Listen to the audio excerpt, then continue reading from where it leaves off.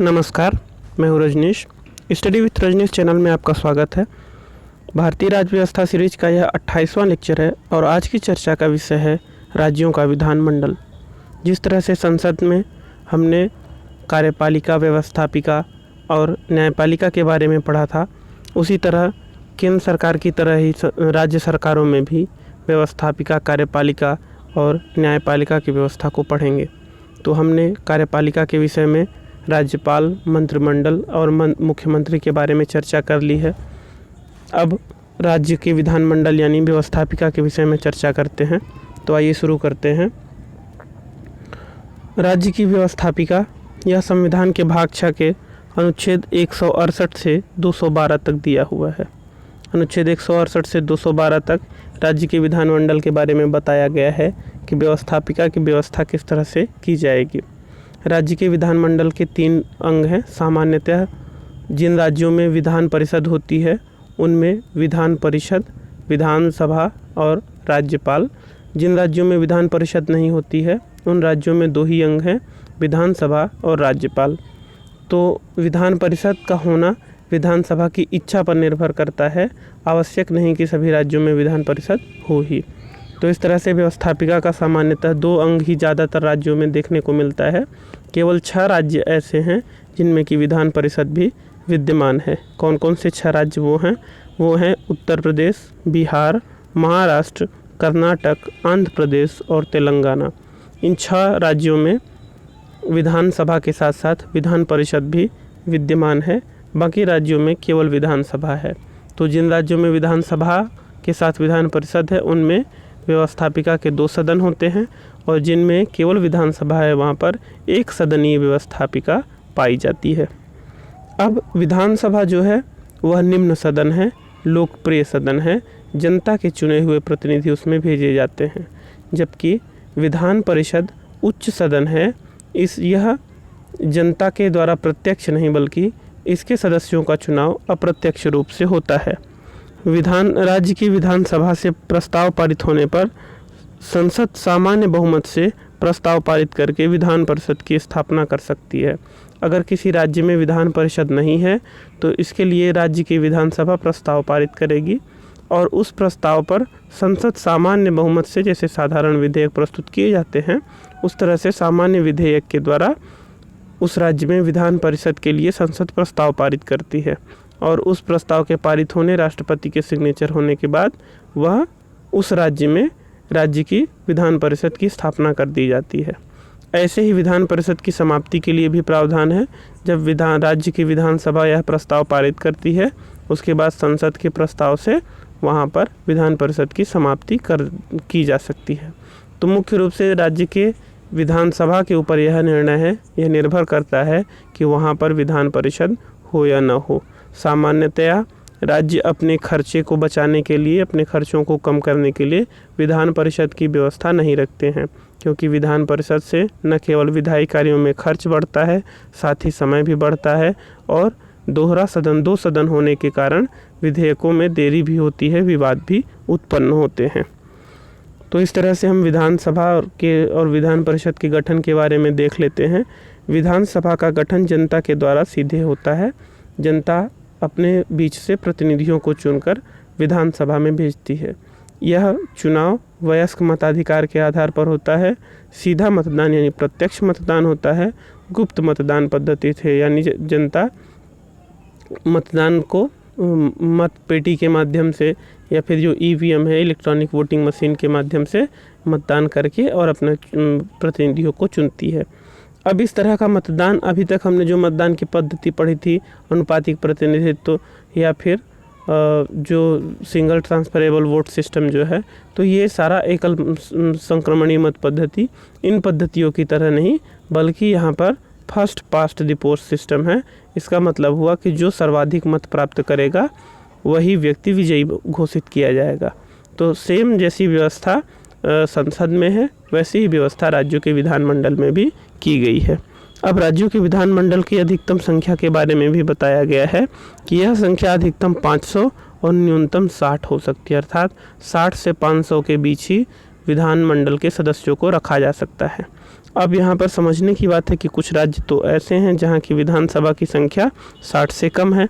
जैसे यहाँ पर देखते हैं कि अरुणाचल प्रदेश है, सिक्किम है, गोवा, इन तीनों राज्यों में 30 विधानसभा के सदस्य ही हैं, जबकि मिजोरम में 40 है और नागालैंड में की विधानसभा के सदस्यों की संख्या 46 है। तो यह इन सभी राज्यों की विधानसभा सदस्यों की संख्या 60 से कम है। तो यह महत्वपूर्ण बात है कि ऐसे अपवाद राज्यों की जनसंख्या उनकी आबादी के आधार पर हो सकते हैं, किंतु सामान्य राज्य जिनकी आबादी ज़्यादा है उनकी जनसंख्या के आधार पर 60 से लेकर 500 तक विधानसभा सदस्य हो सकते हैं। एक अन्य प्रावधान भी है कि इसके अलावा एक सदस्य राज्यपाल के द्वारा नामित किया जाएगा, मनोनीत किया जाएगा, जो आंग्ल भारतीय समुदाय का होगा, एंग्लो इंडियन होगा।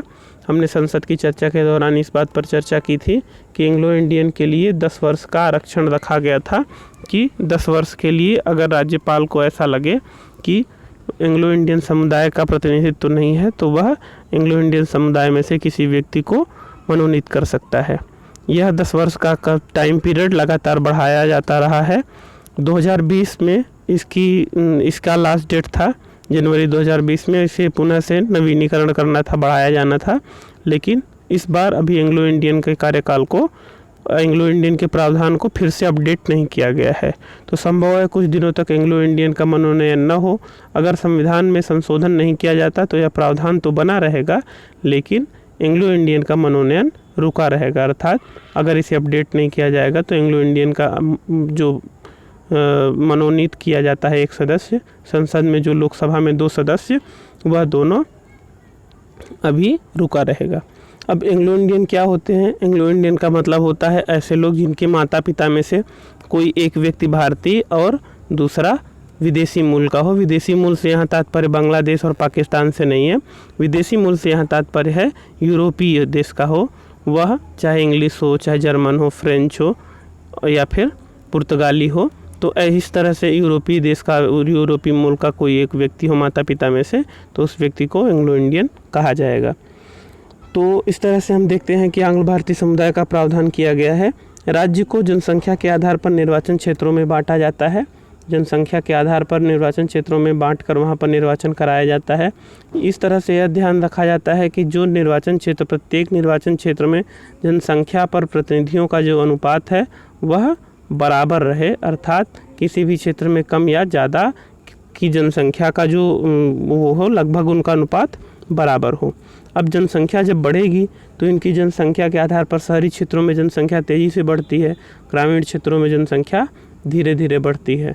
शहरी क्षेत्रों में इसलिए क्योंकि शहरी क्षेत्रों में प्रवासन भी बहुत तेज़ी से होता है, बाहर से लोग दूसरे क्षेत्रों से, गाँवों से, कस्बों से आकर के बसते हैं। तो इसलिए शहरी क्षेत्रों की जनसंख्या तेज़ी से बढ़ेगी तो परिसीमन के द्वारा इस व्यवस्था की जाएगी जिससे कि शहरों और ग्रामीण क्षेत्रों के निर्वाचन क्षेत्रों का अनुपात लगभग बराबर रहे। एक तो ये बात हो गई। दूसरी बात ये हो गई कि समय समय पर जनसंख्या बढ़ने पर सदस्यों की संख्या भी बढ़ानी चाहिए, लेकिन अभी तक का जो प्रावधान है उसमें यह प्रावधान किया गया है कि 2026 तक वही सदस्य संख्या रहेगी जो 1971 की जनसंख्या के आधार पर निर्धारित की गई है, अर्थात 2026 तक सदस्यों की संख्या को नहीं बढ़ाया जाएगा। यह प्रावधान संसद के संदर्भ में भी है और विधानसभाओं के संदर्भ में, दोनों में लागू होता है। इसके अलावा विधानसभाओं में भी अनुसूचित जातियों एवं जनजातियों के लिए उनकी जनसंख्या के अनुपात में आरक्षण की व्यवस्था, सीटों को आरक्षित करने की व्यवस्था लागू है। अब जिन राज्यों में विधान परिषद है उनके गठन के बारे में जान लेते हैं। विधान परिषद उच्च सदन होता है और यह कभी विघटित नहीं होता। अच्छा, विधानसभा का कार्यकाल 5 वर्ष का होता है, जबकि विधान परिषद का कार्यकाल कभी भी यह विघटित नहीं होता। इसके सदस्य 2 वर्ष बाद, इसके सदस्य जो 1/3 सदस्य हैं वो अपने पद से सेवा मुक्त होते हैं। तो ये एक ऐसा सदन है जो कि समाप्त तो नहीं, जो कि विघटित तो नहीं होता लेकिन समाप्त हो सकता है। ठीक, तो ध्यान रखिएगा, इसे समाप्त किया जा सकता है किसी राज्य में, किंतु इसका विघटन नहीं होता है। अब विधान परिषद के सदस्यों की अधिकतम संख्या विधानसभा के सदस्यों के 1/3 हो सकती है, 40 से कम नहीं होगी। अर्थात जितने विधानसभा के सदस्य हैं उसके 1/3 संख्या विधान परिषद के हो सकती है। यह संख्या 40 से कम नहीं होगी। इसीलिए ज़्यादातर विधान परिषद उन राज्यों में है जहाँ की आबादी ज़्यादा है, जहाँ की जनसंख्या ज़्यादा है। विधानसभाओं में 120, 150 से के आसपास या 120 से अधिक सदस्य वहाँ पे विधानसभा के सदस्य हैं। तो इस तरह से हम देखते हैं कि विधान परिषद के सदस्यों का निर्वाचन अप्रत्यक्ष रूप से होता है, अर्थात इन्हें सीधे जनता नहीं चुनती, बल्कि एक निर्वाचक मंडल होता है जिससे इसका चुनाव होता है। तो निर्वाचक मंडल में अलग अलग पार्ट, इसके बहुत सारे भाग हैं, उन भागों को अलग अलग तरह से चुना जाता है। जैसे 1/3 सदस्यों को स्थानीय नगर पालिकाओं और जिला बोर्ड इत्यादि से चुना जाता है। जो स्थानीय स्वशासन की इकाइयां हैं, नगर पालिकाएँ हैं, जिला बोर्ड हैं, इनके माध्यम से 1/3 सदस्यों को चुना जाता है। दूसरा, 1/12 सदस्यों को 1/12 सदस्यों को चुना जाता है ऐसे लोगों के द्वारा जो 3 वर्ष से स्नातक हों, अर्थात उस राज्य के ऐसे व्यक्ति, ऐसे लोग जो कि 3 वर्ष से स्नातक हैं, वो चुनाव करते हैं 1/12 सदस्यों का। इसके अलावा 1/12 सदस्य टीचर्स के द्वारा चुने जाते हैं। सभी टीचर्स के द्वारा नहीं, सभी अध्यापकों के द्वारा नहीं, प्राइमरी अध्यापक इसमें शामिल नहीं होते। इसमें उच्चतर और उच्चतर माध्यमिक विद्यालय के जो अध्यापक हैं, उच्च माध्यमिक और उच्चतर माध्यमिक विद्यालय के अध्यापकों के द्वारा इन्हें चुना जाता है। तो 1/3 वो हो गए, 1/12 और 1/12 स्नातकों और टीचर्स के द्वारा हो गए। इसके अलावा 1/3 सदस्यों को विधानसभा सदस्यों के द्वारा चुना जाता है, अर्थात विधानसभा सदस्य भी अपने में से चुनाव करके और दूसरे लोग जो प्रत्याशी होंगे उन्हें 1/3 लोगों को चुनाव करके भेजते हैं। अब बचते हैं 1/6 लोग। 1/6 लोगों का मनोनयन होता है, जैसे राज्यसभा में होता है। तो मनोनयन किस तरह से होता है? वही सारे आधार हैं कि जो व्यक्ति साहित्य, विज्ञान, कला, समाज सेवा और सहकारिता आंदोलन के क्षेत्र में अनुभवी हों या विद्वान हों, ऐसे लोगों का राज्यपाल के द्वारा मनोनयन किया जाता है। ध्यान रखिएगा, यहाँ एक अन्य कैटेगरी, एक अन्य श्रेणी भी जोड़ी गई है जिसे सहकारिता आंदोलन कहा गया है। सहकारिता आंदोलन के क्षेत्र में भी अनुभवी और विद्वान व्यक्तियों को राज्यपाल के द्वारा मनोनीत किया जा सकता है। विधानसभा का कार्यकाल उसकी पहली बैठक से 5 वर्ष तक का होता है। विधान परिषद के कार्यकाल के बारे में कोई उल्लेख नहीं, अर्थात यह अनवरत चलती रहती है, यह कभी विघटित नहीं होती जैसे राज्यसभा है। बस अंतर यही है कि राज्यसभा को समाप्त नहीं किया जा सकता, जबकि विधान परिषद को विधानसभा के प्रस्ताव के द्वारा समाप्त किया जा सकता है। इसके अलावा इसका कार्यकाल, विधानसभा का कार्यकाल राज्यपाल के द्वारा 1 वर्ष के लिए बढ़ाया जा सकता है। ऐसा इसके पूर्व राज्यपाल इसे विघटित कर सकता है। विधानसभा को 5 वर्ष के पहले भी विघटित किया जा सकता है अगर मुख्यमंत्री ऐसी सिफारिश करता है। इसके अलावा इसका कार्यकाल 1 वर्ष के लिए बढ़ाया जा सकता है तब जबकि आपात स्थिति हो। अब विधान परिषद के कार्यकाल के बारे में कोई उल्लेख नहीं, हमने पहले इस पर चर्चा की। इसके 2 वर्ष में 1/3 सदस्य अपने सेवा मुक्त होते हैं, इसके बारे में भी हमने चर्चा कर ली है। यह जो सदस्य सेवा मुक्त होते हैं, यह दोबारा चुनाव लड़ने के लिए अर्थात पुनर्निर्वाचन के योग्य होते हैं और विधान परिषद को समाप्त किया जा सकता है। तो इस तरह से विधान परिषद और विधानसभा के गठन के बारे में हमने चर्चा कर ली। कौन कौन से व्यक्ति विधानसभा या विधान परिषद के सदस्य बन सकते हैं, इसके बारे में चर्चा कर लेते हैं। इनकी अर्हताएँ क्या हैं, क्या योग्यता इनके अंदर होनी चाहिए। तो पहली योग्यता तो है कि वह भारत का नागरिक होना चाहिए और उसकी आयु, अगर विधानसभा के सदस्य के लिए प्रत्याशी है तो उसकी आयु 25 वर्ष कम से कम, और विधान परिषद के सदस्यों के लिए कम से कम 30 वर्ष की आयु होनी चाहिए। इसके अलावा अन्य जो भी योग्यताएं संसद निर्धारित करे, तो संसद एक लंबी लिस्ट, कई सारे उसके पास अधिनियम है इससे संबंधित, एक लंबी लिस्ट है इसकी कि कौन कौन सी योग्यताएं होनी चाहिए। जैसे वह उस राज्य का मतदाता हो, अर्थात किसी भी निर्वाचन क्षेत्र के अंतर्गत व्यक्ति का नाम हो, वोटर लिस्ट में उसका नाम हो जो कि चुनाव लड़ रहा हो। इसके अलावा आरक्षित सीटों के लिए उस समुदाय का सदस्य हो, अगर वह SC/ST सीट से चुनाव लड़ रहा है तो उसके पास SC/ST का समुदाय का सदस्य होने का प्रमाण पत्र होना चाहिए। इसके अलावा किसी लाभ के पद पर न हो। लाभ के पद का मतलब है कि वह व्यक्ति किसी भी सरकारी पद में, केंद्र सरकार, राज्य सरकार व स्थानीय प्राधिकरण, किसी भी तरह के सरकारी पद में सेवारत न हो। अगर वह सेवारत होगा तो उसे पद छोड़ना पड़ेगा या फिर सदस्यता। पागल या दिवालिया न हो। पागल या दिवालिया का मतलब कि वह विकृत चित्त न हो, उसका दिमाग काम करता हो और दिवालिया मतलब बैंक से कर्ज लेकर के चुकाने में, उसे वापस करने में अक्षम घोषित न किया गया हो। तो इस तरह से पागल या दिवालिया व्यक्ति भी चुनाव नहीं लड़ सकता। चुनाव में भ्रष्ट आचरण और चुनाव अपराध का दोषी न हो। ऐसा व्यक्ति जो कि चुनाव की जो विधि संहिता बनाई गई है तो वह जनप्रतिनिधित्व अधिनियम और समय समय पर जो संसद उसमें नियम बनाती है, आचार संहिता बनाती है, तो उस आचार संहिता के अनुसार वह भ्रष्ट आचरण के लिए या चुनाव में भ्रष्टाचार के लिए किसी तरह का चुनाव अपराध का दोषी न हो। ऐसा व्यक्ति जो कि अगर चुनाव इसके पहले लड़ा है और चुनाव लड़ने के बाद जो भी टाइम पीरियड चुनाव आयोग ने निर्धारित किया है, उस टाइम पीरियड के अंदर उसने अपने चुनावी खर्चे का जो विवरण है वह प्रस्तुत कर दिया हो, अर्थात उसमें वह असफल ना रहा हो। अगर कोई ऐसा व्यक्ति चुनावी खर्चे का विवरण टाइम पीरियड के अंदर नहीं जमा कर पा रहा है तो वह व्यक्ति भी आगे से चुनाव लड़ने के लिए अक्षम होगा, वह आगे से चुनाव नहीं लड़ सकेगा। भ्रष्टाचार या विश्वासघात के कारण सरकारी सेवा से न हटाया गया, अर्थात सरकार से किसी तरह का विद्रोह किया हो, उसने विश्वासघात किया हो या भ्रष्टाचार के कारण उसे सरकारी सेवा से हटा दिया गया हो, तो ऐसी स्थिति में भी वह व्यक्ति चुनाव नहीं लड़ सकेगा।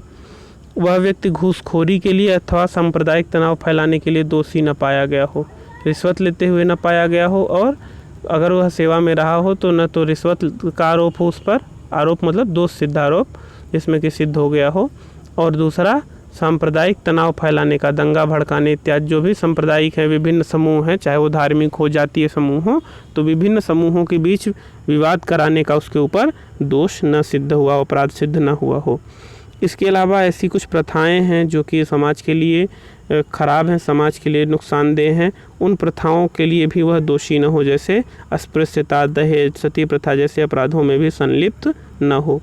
और 10वीं अनुसूची के अनुसार जो दल बदल विधेयक है उसके अनुसार भी उसे दोषी न किया गया हो। दल बदल का मतलब है कि जो व्यक्ति किसी एक पार्टी के टिकट से चुनाव लड़ता है और दूसरी पार्टी में पद के लालच में या किसी अन्य कारण से सरकार गिराने या बनाने के लालच में किसी अन्य पार्टी में शामिल हो जाता है, अथवा निर्दलीय सदस्य किसी पार्टी में शामिल होता है, अथवा मनोनीत सदस्य जो पार्टी में शामिल हो जाते हैं, तो ऐसे व्यक्ति जो कि दल बदल कानून के अंतर्गत उनकी सदस्यता समाप्त हो जाती है, ऐसे व्यक्ति भी चुनाव नहीं लड़ सकते।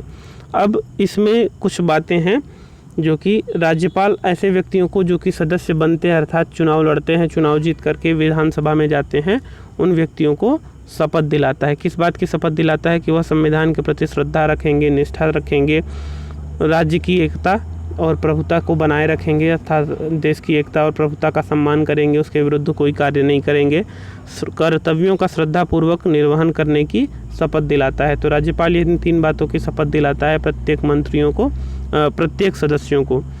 और इस तरह से राज्यपाल की सदस्यता के पश्चात जो विधानसभा है उसका गठन होता है। अगर जिन राज्यों में विधान परिषद है तो विधान परिषद के सदस्य भी शपथ लेते हैं और उनका इस तरह से विधानसभा और विधान परिषद का गठन किया जाता है। अब इसमें जो सदस्य हैं इनका पद तो कैसे प्राप्त हुआ हमने बता दिया, इनका पद समाप्त कैसे हो सकता है वो उसके बारे में भी बता देंगे।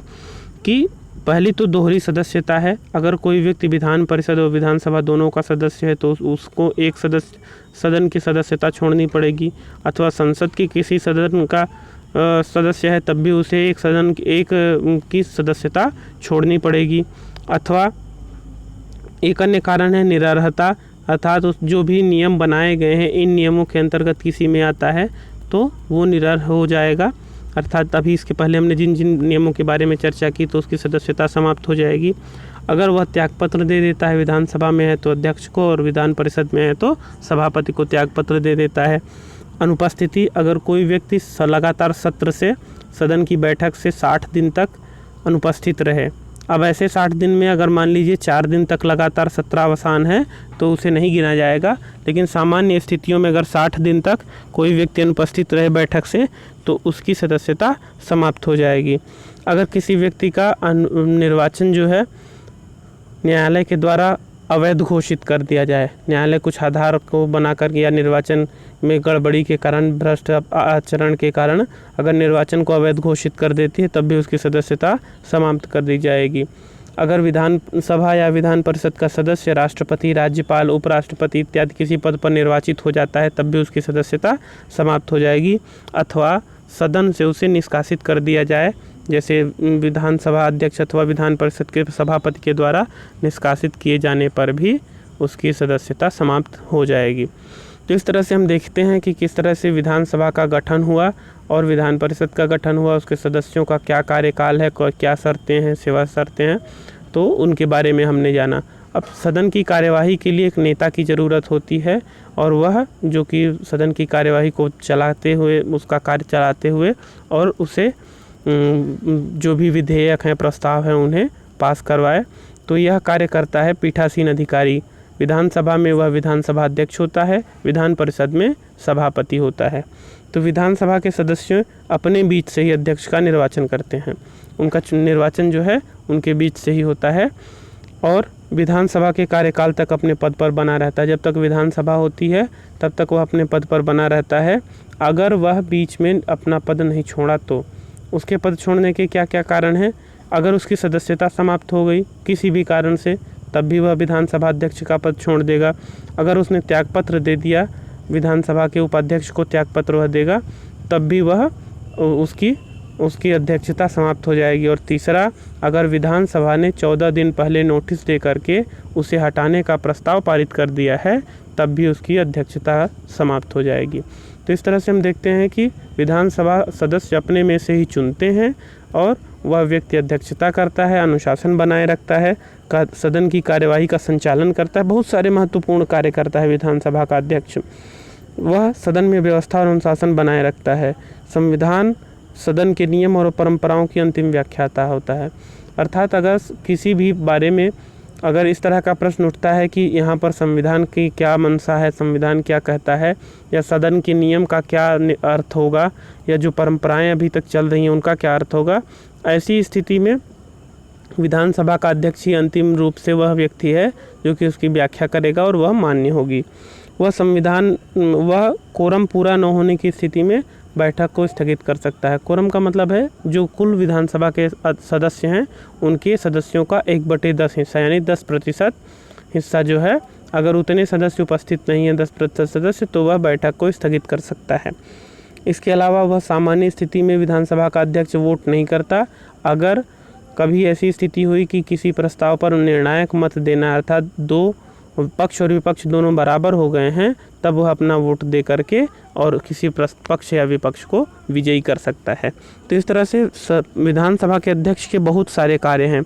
जैसे अगर सदन का जो नेता है, जो सत्ता पक्ष का नेता है, वह अगर विधानसभा अध्यक्ष से आग्रह करे तो गुप्त बैठक की व्यवस्था भी विधानसभा का अध्यक्ष करता है। ऐसे में वह चाहे तो किसी व्यक्ति को वहां आने से रोक सकता है, वहां के गलियारों को सील करवा सकता है। सील करवाने का मतलब कि उन्हीं व्यक्तियों को वहां आने की इजाज़त होगी जिन्हें विधानसभा अध्यक्ष इजाज़त प्रदान करे, जिन्हें अनुमति प्रदान करे। कोई विधेयक वित्त विधेयक है या नहीं, इस पर भी निर्णय विधानसभा का अध्यक्ष ही करता है। इसके अलावा अगर किसी व्यक्ति की दल बदल के कारण उसकी सदस्यता समाप्त हो रही है तो उस पर अंतिम निर्णय विधानसभा अध्यक्ष का ही होता है। विधानसभा अध्यक्ष जो भी सदन की कार्यवाही के संचालन के लिए समितियां बनती हैं, उन सभी समितियों के अध्यक्षों की नियुक्ति विधानसभा का अध्यक्ष ही करता है। उन समितियों की नियुक्ति के साथ साथ उनके काम कैसे हो रहे हैं, इनका पर्यवेक्षण भी विधानसभा का अध्यक्ष करता है। कुछ कार्य वह अपने स्वयं करता है, कुछ अपने द्वारा नियुक्त व्यक्तियों के द्वारा करता है। कुछ विशेष समितियां होती हैं जिनकी अध्यक्षता वह स्वयं करता है, जैसे कार्य मंत्रणा समिति होती है, नियम समिति होती है, सामान्य उद्देश्य समिति होती है। इन सब का अध्यक्ष विधानसभा अध्यक्ष स्वयं होता है। अब ध्यान रखिएगा कि इतने महत्वपूर्ण कार्य हैं और बहुत ही न केवल कार्य दायित्व में बड़े भारी हैं बल्कि महत्वपूर्ण भी हैं, जटिल भी हैं। तो इन सभी कार्यों को सामान्य रूप से करने के लिए उसे एक बड़े स्टाफ की ज़रूरत पड़ती है। तो वह स्टाफ जो होता है वह सचिवालय होता है। सचिवालय के माध्यम से, राज्य का भी सचिवालय होता है, विधानसभा का सचिवालय, उस सचिवालय के माध्यम से यह सारे कार्य को करता है और महत्वपूर्ण कार्यों को अपने अध्यक्षता में, अपने निर्देशन में पूर्ण करवाता है। अब जैसे हमने देखा था संसद में जो अध्यक्ष होता है लोकसभा का और लोकसभा का उपाध्यक्ष होता है, उसी तरह से यहाँ भी विधानसभा का भी उपाध्यक्ष होता है, उसका भी सामान्य चुनाव होता है। जैसे अध्यक्ष का चुनाव होता है वैसे ही उपाध्यक्ष का चुनाव होता है। उपाध्यक्ष का मुख्य काम है कि वह विधानसभा अध्यक्ष की अनुपस्थिति में उसके कार्य एवं दायित्वों को पूरा करे। सामान्य स्थिति में वह सामान्य सदस्य की तरह बर्ताव करता है। केवल जब लोकसभा का अध्यक्ष अपने कार्य को करने में सक्षम नहीं होता, जब वह अनुपस्थित होता है, बीमार होता है, तब की स्थिति में उपाध्यक्ष उसके कार्यों को करते हैं। तो यह व्यवस्था हमने देखी विधानसभा अध्यक्ष के बारे में। अब विधानसभा की ही तरह विधान परिषद में भी व्यवस्था की गई है। विधान परिषद में जिन राज्यों में भी विधान परिषद है वहाँ पर उसकी अध्यक्षता के लिए सभापति का पद होता है। सभापति को भी उसी तरह से जैसे विधानसभा अध्यक्ष को चुना जाता है वैसे ही सभापति को भी चुना जाता है। आपको याद आ रहा होगा कि 2 सदन होते हैं संसद के भी, लोकसभा और राज्यसभा। राज्यसभा के जो सभापति होते हैं वह उपराष्ट्रपति होते हैं, उन्हें चुनाव के द्वारा चुना नहीं जाता। लेकिन यह जो राज्यों की विधान परिषद है उसी तरह का सदन है, उसके बाद भी यहाँ पर चुनाव होता है सभापति का। उसका कारण यह है कि केंद्र में तो उपराष्ट्रपति का पद होता है लेकिन राज्यों में उपराज्यपाल का पद नहीं होता है, इसलिए सभापति का सीधे चुनाव होता है।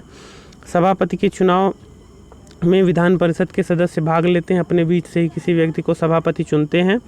और इसके अलावा विधान परिषद के सदस्यों सभापति का पद जो है वो अपने कार्यकाल तक बना रहेगा जब तक वह सदस्य है, लेकिन बीच में अगर वह अपनी सदस्यता समाप्त होने पर, त्यागपत्र देने पर या विधान परिषद से हटाए जाने के कारण भी उसका पद समाप्त हो सकता है। अगर विधान परिषद इस तरह का प्रस्ताव पारित कर दे तो 14 दिन के नोटिस के बाद वह प्रस्ताव विधान परिषद पारित करे तो उस प्रस्ताव से विधान परिषद के सभापति का पद समाप्त हो जाएगा, वह व्यक्ति अपने पद से मुक्त हो जाएगा, किसी दूसरे व्यक्ति को पुनः चुनना पड़ेगा। तो इस तरह से हम देखते हैं कि विधान परिषद के का भी चुनाव और उसका मतलब पद ग्रहण करना और उसको पद छोड़ना दोनों अध्यक्ष की तरह ही होता है। जिस तरह से विधानसभा का अध्यक्ष उसी तरह से विधान परिषद के सभापति का।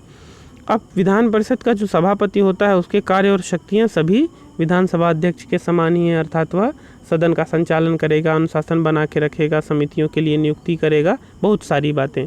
बस कुछ बातें अलग हैं, जैसे कि वित्त विधेयक के संबंध में उसे कोई शक्ति प्राप्त नहीं है, वह केवल विधानसभा अध्यक्ष को प्राप्त होती है, विधान परिषद के सभापति को नहीं प्राप्त होती।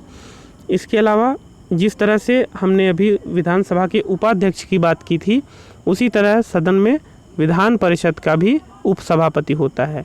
विधान परिषद का उपसभापति भी सदन के सदस्यों के द्वारा, विधान परिषद के सदस्यों के द्वारा चुना जाता है और ये सदस्य अपने बीच से ही किसी व्यक्ति को चुनते हैं। जब सभापति अनुपस्थित होता है या अपने कार्य करने में सक्षम नहीं होता, उस स्थिति में उपसभापति उसके कार्यों का, उसके दायित्वों का निर्वहन करता है। सामान्य स्थिति में सभापति वोट नहीं करता, वह तभी वोट करता है जब वह किसी विधेयक पर, जैसे विधानसभा अध्यक्ष की स्थिति है सेम वही स्थिति विधान परिषद के सभापति की भी है। अब सामान्य स्थितियों में वह वोट नहीं करेगा, वह तब वोट करेगा जब किसी विधेयक पर बराबर मत हो जाए तो वह निर्णायक मत देगा। अब इस तरह से हमने देखा कि विधानसभा और विधान परिषद दोनों में भी पीठासीन अधिकारियों की क्या व्यवस्था है। पीठासीन अधिकारियों के लिए जो भी वेतन भत्ते हैं, जो भी उनको प्राप्त सुविधाएं हैं, चिकित्सा, वाहन और टेलीफोन इत्यादि की सुविधाएं, आवास की व्यवस्था है, इन सारी चीज़ों के बारे में विधानमंडल के द्वारा समय समय पर निर्धारण इसका किया जाता है। अब 2 बातें और हैं। पहली बात तो ये कि अभी तक हमने देखा कि इनकी विधानसभा अध्यक्ष और विधान परिषद के सभापति दोनों की अनुपस्थिति में एक उनका उपअधिकारी होता है, उपाध्यक्ष और उपसभापति। लेकिन इसके साथ साथ उन्हें एक अन्य काम भी करना होता है। जो विधानसभा का अध्यक्ष होता है वह एक पैनल बना करके जाता है, अध्यक्ष का पैनल, उपाध्यक्ष का पैनल। उस पैनल में से कोई व्यक्ति ऐसा होगा, मतलब उस पैनल में कुछ लोगों के नाम होते हैं, एक सूची होती है कि अगर अध्यक्ष और उपाध्यक्ष दोनों अनुपस्थित हों तब के टाइम पर उस पैनल में से कोई व्यक्ति अध्यक्षता करेगा। ठीक उसी तरह से विधान परिषद का सभापति भी एक सूची, एक लिस्ट तैयार करके करता है जिसमें से कि वो उन व्यक्तियों का नाम होगा कि अगर सभापति और उपसभापति दोनों अनुपस्थित हों तो उस लिस्ट में से कोई व्यक्ति जो उपस्थित हो वह सदन की सभापतित्व का काम करेगा, सभापति के दायित्वों का निर्वहन करेगा। ऐसी व्यवस्था लोकसभा और राज्यसभा में नहीं है। वहाँ न तो किसी पैनल की व्यवस्था है, न ही किसी सूची की व्यवस्था है, जबकि विधानसभा में अध्यक्ष का पैनल और विधान परिषद में सभापति की सूची होती है। तो ध्यान रखिएगा, ये दोनों बहुत ही महत्वपूर्ण हैं और यह व्यवस्था की जाती है। तो इस तरह से हम देखते हैं कि अभी तक हमने राज्य की व्यवस्थापिका के बारे में जाना कि उसका गठन कैसे होता है, उसके कार्यों का संचालन कैसे होता है, विधानसभा का अध्यक्ष, विधान परिषद के सभापति के बारे में, उनके कार्य और शक्तियों के बारे में। आगे की वीडियो में हम जानेंगे कि किस तरह से विधानसभा में कानून बनाने का कार्य होता है। हमने इस वीडियो को बहुत ही संक्षेप में आपको बताया है और उसका कारण यह है कि इसके बारे में जो भी गूढ़ बातें हैं वह सारी बातें हमने पहले ही संसद के दौरान चर्चा कर ली है, लोकसभा विधानसभा के दौरान चर्चा कर ली है। तो आप वह वीडियो देख सकते हैं। अगर कोई कन्फ्यूजन होता है, कोई प्रश्न हो तो कमेंट बॉक्स में ज़रूर पूछिए। और इस वीडियो को अगर अच्छा लगे तो लाइक, शेयर और सब्सक्राइब करिए। धन्यवाद। महादेव।